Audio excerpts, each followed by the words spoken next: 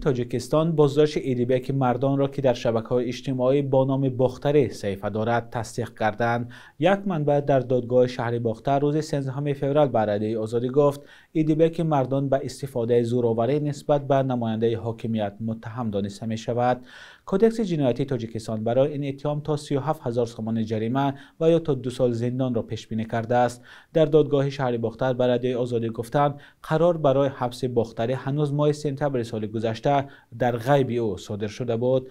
او آن وقت در یک نوار عبدالمجید مومنزاده و شهردار باختر و نزدیکانش را دشنام داده تهدید کرده بود که نوارهای آنها را پخش میکند. برای رئیس شهر باختر و برای همون کمونالی که ببینین در تای بیرق موس را ببینین. من این چیزی هست که ایرا اگر والله قسم بگوید 2 روز 3 روز شد 5 روز شد 7 روز شد والله بالله تعالی قسم این چیز ناممکنه.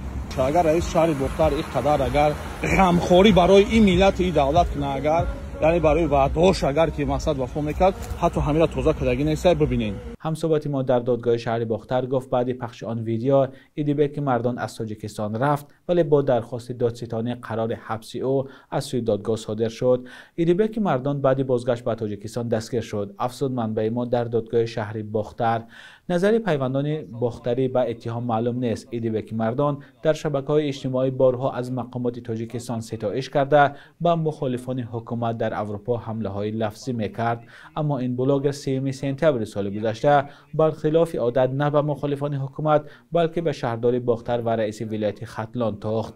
معلوم نیست که میان او و شهردار باختر چه گذشته بود، اما ایدیبک مردان بارها از پرتاب‌ها در مرکز ولایت ختلان انتقاد کرده بود.